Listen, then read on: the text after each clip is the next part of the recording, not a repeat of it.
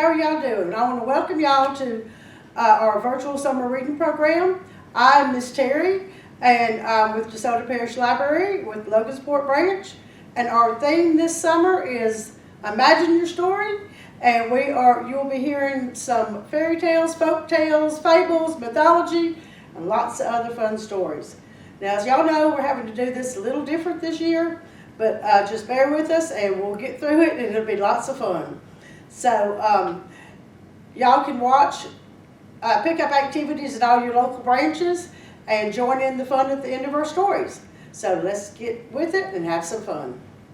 Hey, we have another twist on Cinderella. Cinderella's Stepsister and the Big Bad Wolf by Lorraine Carey. Here is Cinderella, and here's her stepmother, Mrs. Ugly. Here are the Ugly Sisters, 1, 2, and 3. You already know the 2 Ugly Sisters who are horribly nasty and mean, but Gertie, their little sister, she was nice. While Cinderella lazed about and did absolutely nothing, Gertie watered the pumpkins, took care of the mice, and did all the housework. Niceness shone from Gertie's face, and her smile was brighter than the sun. Well, of course, the Ugly family despaired. They were ashamed. They hid little Gertie away and never let her go anywhere with them. Then, one morning, a special invitation arrived. "Oh, look," said Mrs. Ugly. "You're invited to a grand ball at the palace tonight." "A ball!" cried Gertie. "Oh, please, can I go?" "You?" said Mrs. Ugly. "Go to the ball? You are a disgrace to the Ugly name. You don't walk ugly. You don't talk ugly. With that shocking smile on your face, you don't even look ugly." "But I am an ugly sister," Gertie said. "I can be bad. I know I can." "You'll need help," said Mrs. Ugly. "A lesson from the wicked queen should do the trick."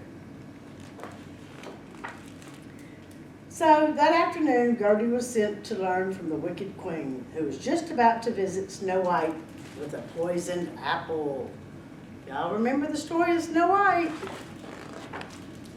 First, the wicked witch disguised herself as a little old lady as she knocked on the door.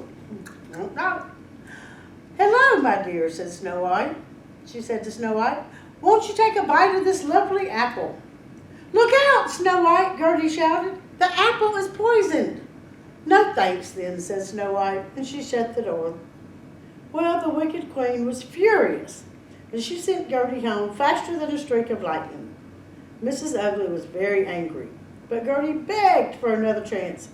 "All right," said Mrs. Ugly. "This time you're going to see the worst witch of all." "And I wonder which witch is that?"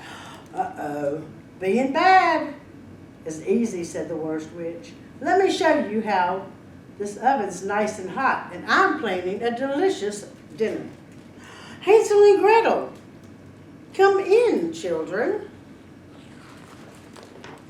Gertie tried hard, but she just couldn't keep quiet. "Don't come in," she yelled. "The witch is planning to eat you for dinner." "In that case, we won't be staying," said Hansel and Gretel, "but we will take some snacks for us." Back home, Mrs. Ugly was furious. "Oh, please," Gertie wailed. "Please let me go into the ball. Please, I can be mean and bad like a real ugly sister. I know I can, I know I can."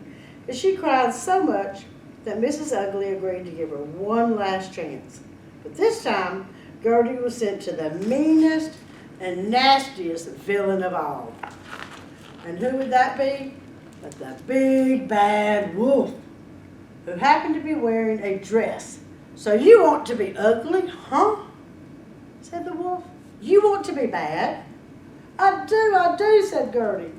"Well," said the wolf, "you're just in time. Watch this." And suddenly, there was a knock, knock, knock on the door. Little Red Riding Hood skipped in. "Oh, Grandma," said Little Red Riding Hood, "what big eyes you have." "All the better to eat you with," said the wolf. "Oh, Grandma," said Little Red Riding Hood, "what big ears you have." "All the better to hear you with," cried the wolf. "Oh, Grandma," said Little Red Riding Hood, "what big teeth!" "Stop!"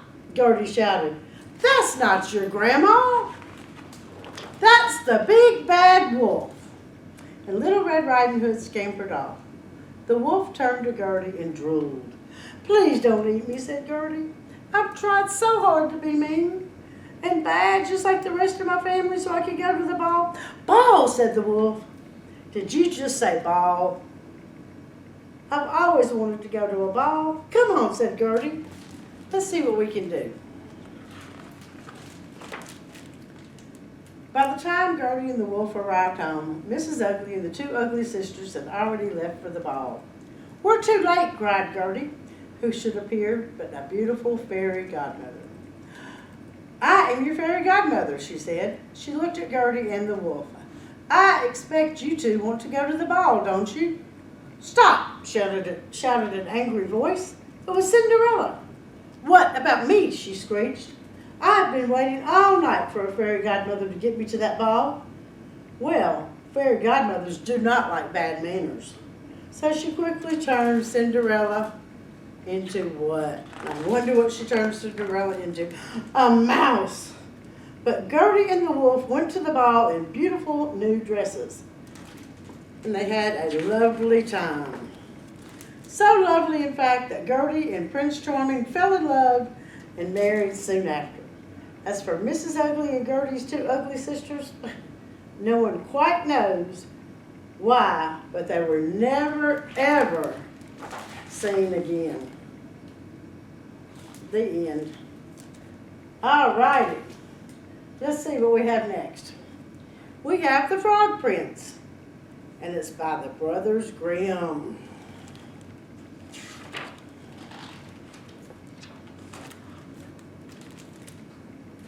Not far from the king's castle was a dark forest. In this forest was an old linden tree. Below the branches of the tree was a cool well. And on warm days, the princess would go into the forest and sit by the well. As she sat, she would toss a golden ball up into the air and catch it. This delighted her in every way, and it was her favorite plaything of all. One day, her golden ball did not fall into her hand as she wanted. Instead, it fell to the ground and rolled into the deep, cool well. The princess watched as her ball disappeared and felt very sad. She began to weep softly, but soon her cries turned into sobs, which grew louder and louder. From far away, a voice said, "Why are you crying, princess? You sound so sad. Even a stone would feel sorry for you." The princess turned her face to see where the voice was coming from and caught sight of a thick green frog sticking its head out of the water. At the sight of him, she said, "It's you. You're an ugly old water splasher. I'm crying because my ball fell into the well." To this the frog replied, "Be quiet now, princess. Do not cry. I can help you. But if I do, what will you give me in return?"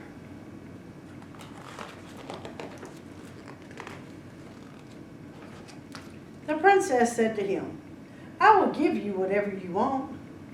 You may have my beautiful dresses. You may have my pearls and sparkling jewels. You may even have the golden crown that sits upon my head."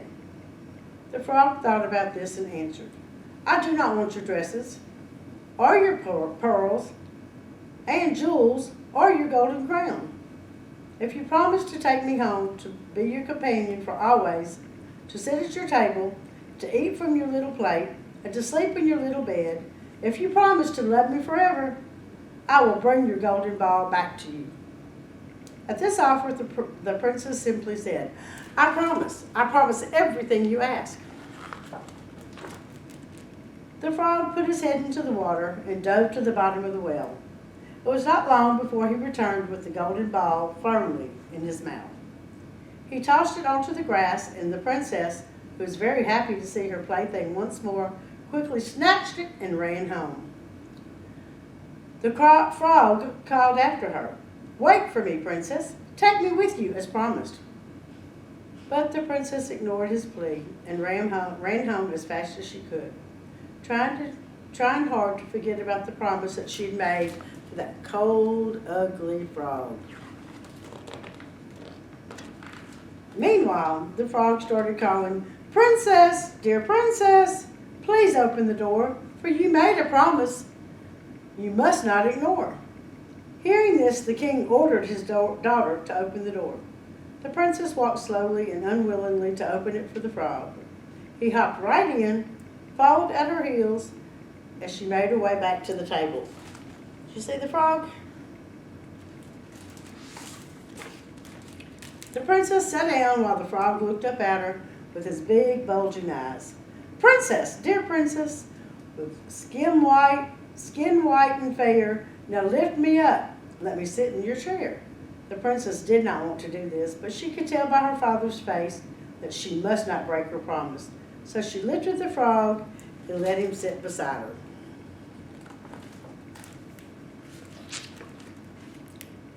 But once the frog was on the chair, he wanted to be on the table. Then, once he was on the table, he wanted to eat from her little golden plate, so he begged, "Princess, dear princess, with hair golden new, push your plate closer so I may eat too." The princess did this, but she was not happy. As the frog enjoyed his meal, she could barely eat at all. Every bite seemed to stick in her throat.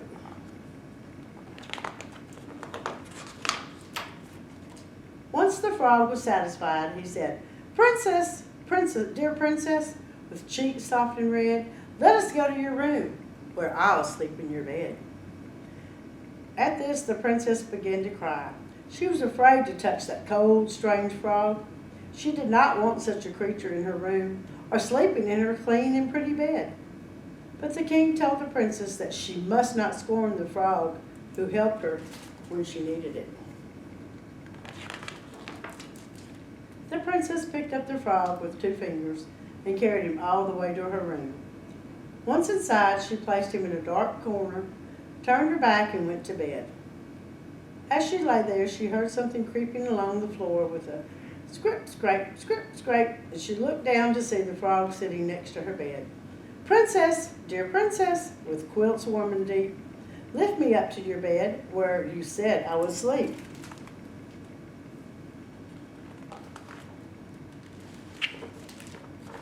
The princess became furious over having to share her room and her bed, but could not take it any longer. In a burst of anger, she reached down and grabbed the frog firmly in her fist and hollered, "Now you will be quiet, you horrible frog," as she threw him against the wall with a mighty smash. But when he fell, he was no longer a frog, but a handsome young prince with kind and beautiful eyes.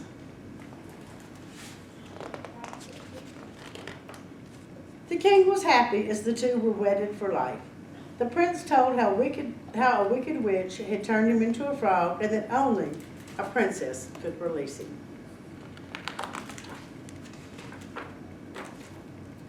That morning, as the golden sun cast its rays upon the land, a coach drawn by 8 white horses in golden harnesses with white feathers upon their heads drove up to the castle. At the rear of the coach stood faithful Henry, the loyal servant of the prince. Faithful Henry had been so deeply saddened by the spell that turned his master into a frog that he had 3 bands of iron placed around his chest to keep his heart from breaking. Faithful Henry lifted the pair into the carriage, took his place at the rear, and as the carriage rolled away, the prince heard a loud cracking noise. He yelled to Faithful Henry that he was afraid something might be breaking. But Faithful Henry answered that it was simply the bands around his heart snapping free. Now the spell was broken. His master was free at last. The end. I've got one more and a quick craft. Okay. We have to end with a Louisiana Cajun tall tale. Feliciana meets Garou. Feliciana Phaedra LaRue was in a snit, and she just couldn't work herself out of it no matter how hard she tried. Ooh-wee, you're crankier than a soft-shell crab, Octave. Go away, leave me alone, said Feliciana, tossing her pigtails. It started from the time she woke up and lasted throughout the day. She turned her nose up at breakfast. She took a sassy tone with Grandpa Baby. She squirmed and she fussed while Mimir brushed her hair. She went crabbing with the boys. Of course, they didn't want her to go, and everyone caught crabs, beaucoup, especially Tijoux, who caught 12, and she couldn't even get one to come out of his hole. Think you're so great, said Feliciana. If I'd have caught some, I'd have hung them all over my ears like earrings. Well, not only did Tijoux let 2 crabs dangle from his earlobes, he attached one to his nose. You could tell by the way his eyes watered and winced that those crab claws were pinching tight. Now top that, I dare you, Tijoux declared. Then he twisted Feliciana's pigtails in the air. Go do what girls do. Go fix your hair or something. Feliciana's face was redder than a boiled crawfish. She stormed home with her brothers trailing behind her. She marched straight to the place where Mimir kept her good scissors, and in one whack, her pigtail fell to the floor as her brothers watched in stunned silence. There, I fixed my hair. Ooh-wee, laughed Tijoux, doubling over. You're going to get it now. You've been so bad, Duluth Garou's going to come looking for you. Phooey on that old Duluth Garou, sniffed Feliciana, beginning to realize just how bad she'd been. Y'all made him up just to scare me. Since the beginning of time, Feliciana's brothers had told her horrible tales by candlelight about Duluth Garou and the things he'd do with little children who misbehaved. And all came over their voices when they spoke of him, like they were describing the Pope of the swamps. He stands 7 foot tall on his hind legs, said Albert. 7.5, said Octave. He's the meanest, most vicious werewolf you'd ever want to see. Part wolf, part man, part monster. White teeth sharper than a gator's and breath worse smelling than a dead armadillo. And he eats bad little girls and boys, whispered Tijoux, from the tip of their hair to their baby toenails, said Renee. Oh, the boys could paint a frightening picture, yeah. But right now, Feliciana was in way more worried about what Mimir was going to say than Duluth Garou. At first, Feliciana tried to hide what she had done with her hair. She tried to hide it under her hat. But Tijoux picked her out off her head, and when Mimir saw Feliciana, she screamed like she'd seen her dead granny's ghost. Feliciana Phaedra LaRue, your beautiful hair. Tijoux made me do it. Tijoux made me do it, said Feliciana. Did not. How can anyone make you cut your own hair, demanded Mimir. But he did. Don't butt me, Miss Sassafras. You've been fouler than a chicken all day. You're definitely not fit for human company. So you can stay home tonight while the rest of the family goes to the Fay-Do-Do. A gasp escaped from all the LaRues in the room. Forbidden to go to the Fay-Do-Do? Not able to dance and stay up past your bedtime? Or visit with the whole town and shoot the breeze? Not able to taste the jambalaya and sample the pralines? Ooh, Feliciana really snapped the Campbell's back this time. Tijoux let out a chuckle when Mimir spun around and said, Tijoux, you can stay home tonight with her, since you were supposed to be watching her this afternoon. Tijoux swallowed so much air he almost bust. Mimir, that's not fair. Feliciana's been a toad all day, not me. Maybe if you'd keep a better eye on your baby sister, instead of egging her on, she'd still have 2 pigtails instead of 1. So as evening fell, everyone dressed up in their finest, getting ready for the Fay-Do-Do. Everyone but Tijoux and Feliciana. The family waved goodbye, promising to bring them back a bowl of this or a side of that. But the quiet after they left was deafening. Ooh-wee, it's chilly in the room for August and me, I told you. T-Jacques glared at Feliciana and said through gritted teeth, "You just wait, Feliciana Phaedra LaRue. Luke Garou's going to be sniffing you out like a pork chop, and I'm a-pointing right to your bed." "There's no Luke Garou. You just pulling my legs over my eyes," said Feliciana bravely, but T-Jacques didn't even bother arguing. He walked to his room and slammed the door. Feliciana gulped, clutching her pecan baby doll, and decided the best thing to do was to climb in bed and make this day end. She said a little prayer, hoping that her brother would forgive her, and pulled the covers over her neck. "Good night, T-Jacques," she called out, but there was no answer. "I say good night, T-Jacques," but nothing. Try as she might, Feliciana just couldn't get comfortable. She punched her pillow, she tossed and she flipped and she kicked, twisted her sheets, until a blood-curdling howl froze her very bright veins. "Ow!" The Luke Garou already had her scent. Oh no, what is she going to do? Another howl rang out outside her window. "Ow!" She dove under the covers, wadded up in a ball, praying her end would be quick. When all of a sudden it became perfectly clear, T-Jacques was playing a trick on her. He was the one howling. He knew it. Feliciana threw her covers off, walked to the window. "Ha, ha, ha, very funny, T-Jacques," she called out in the darkness. Not even a breeze broke the stillness. Feliciana heard a fainter howl a little further out the swamp. "Oh!" She climbed out her window, started walking toward the sound. "T-Jacques," she yelled. "I know you're trying to scare me, but it's not working." Twigs snapped under Feliciana's feet as she trailed her brother's howls. She ducked under the cobwebs, stepped over logs, and before she knew it, her house was no longer in sight. She was surrounded by darkness. Suddenly, Feliciana felt very, very unsure. She stopped moving completely. She had a funny feeling that she was being watched by someone. Who do you think it is? A bone-rattling "Howl!" ripped the inky night, and the fuzz on Feliciana's neck stood straight up.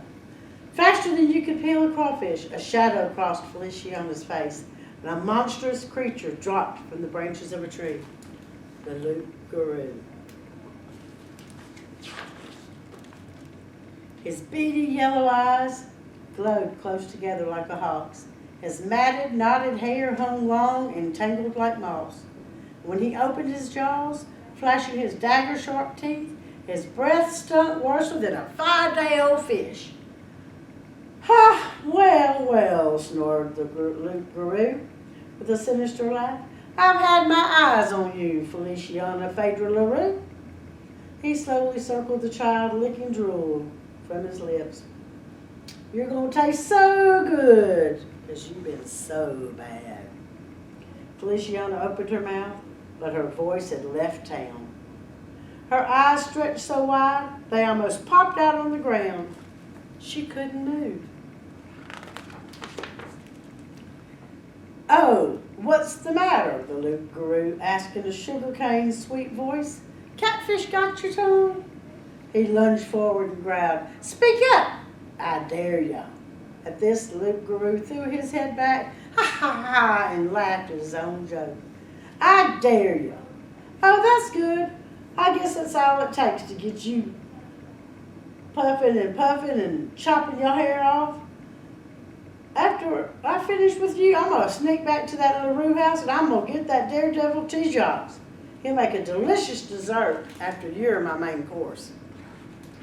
Well, Feliciana's nerves were so rattled she was about to pass out cold. But when Luke Garou said he was going to get T-Jacques too, the words hit her like a stiff whiff of smelling salts. Her backbone snapped back in place. "Now you hold on a minute," said Feliciana, planting her hands on her hips.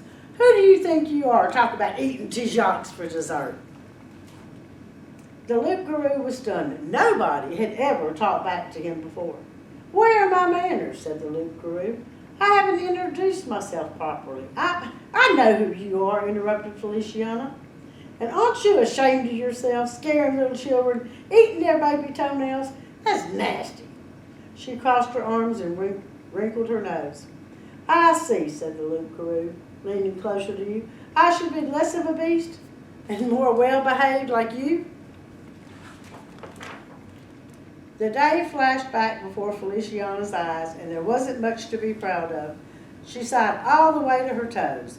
"Look," she said suddenly with her eyes cast down, "my brother hates me, my mare's mad at me, I ruined my hair, I couldn't go to the Fay-Do-Do, and you're going to eat me? Just go ahead and get it over with."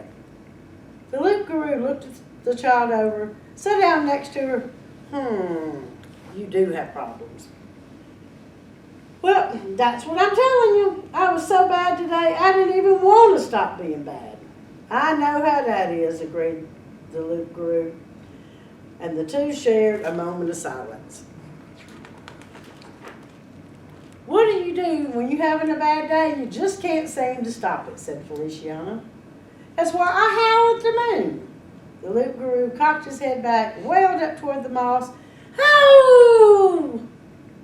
It looked like it felt so good that Feliciana joined in too, and together they made the moon shake up in the sky. Feliciana and the little Garou had a good chuckle over their bad reputations.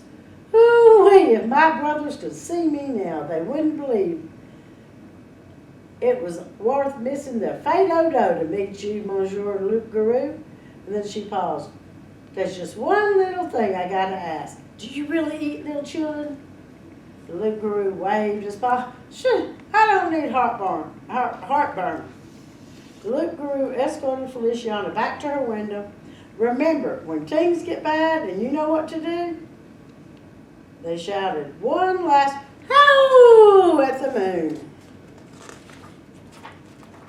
Feliciana tiptoed into T-Jacques' room and whispered in his ear, "I'm sorry I was such a beast today." T-Jacques tousled her hair, and she knew she was forgiven. "So here's a whisper for you. Night-night, sleep tight, and don't let the little Garou bite." The end. And we have just your activity today. It's a nature hunt. We send you home with a basket, an activity list on the front, and you go outside in your yard with an adult, and you look for a leaf, tree bark, grass, seed, stick, dirt, flower, rock, feather, and a bug. And you put it in your basket. Have a good day.